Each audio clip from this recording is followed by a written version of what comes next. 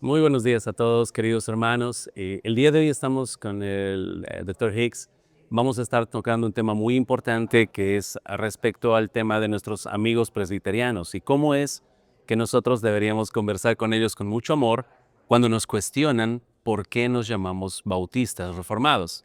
Well, probably the reason that some oppose it has to do with the older Reformed confessions. I'm thinking particularly of the Belgic Confession, which speaks specifically of the Reformed churches that hold to that confession.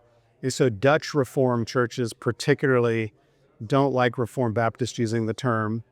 Some even beyond that tradition, they don't like it because they want to say that to be Reformed is to be a part of the magisterial Reformation and the Reformed churches that held to infant baptism. And so that's kind of where they're coming from. But from a Reformed Baptist perspective, that term, Reformed Baptist, was really adopted to try to show our unity with our Reformed brethren. It probably came about in about the 1950s, and from the faculty and some of the administrators of Westminster Theological Seminary in Philadelphia, Pennsylvania. And so Presbyterians and confessional Baptists together came up with the term to show, look, we're not dispensational Baptists. We really agree with the Reformed faith on matters of covenant theology, the law of God, the doctrine of worship and public worship in the church. And so we have much to share with the Reformed tradition. Also, Reformed Baptists, it's an accurate term because we are first Reformed in our identity, not First Baptist.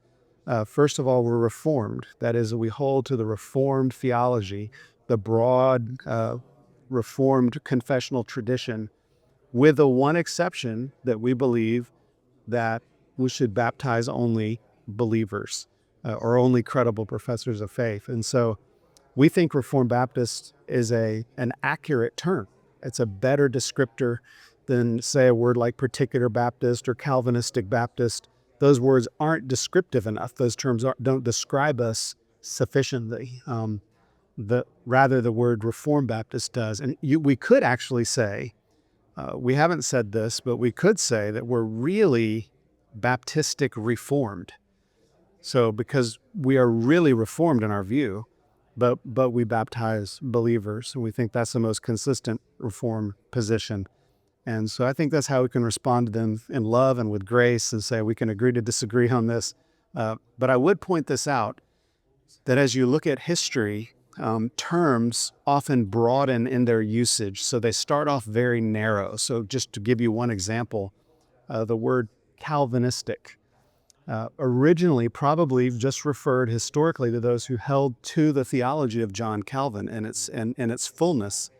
But it has broadened now to widely and a widespread acceptance of usage to include anyone who believes, say, the 5 points of Calvinism. So Calvinistic soteriology would be called a Calvinist.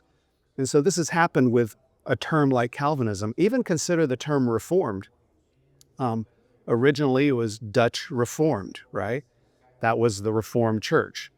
But Presbyterians are also now called Reformed. There could be a case to be made that if you're defining the term Reformed very, very strictly, Presbyterians wouldn't be Reformed because the Dutch Reformed Church is Reformed, right? And so how narrow are we going to draw the boundaries here becomes the question. In fact, there's a publishing house called Presbyterian and Reformed, which implies a distinction between the Presbyterians and the Reformed.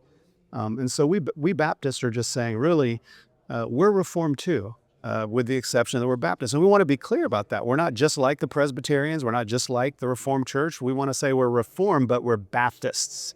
And so we're not trying to steal their tradition. We're trying to distinguish ourselves from it while showing our broad agreement with it.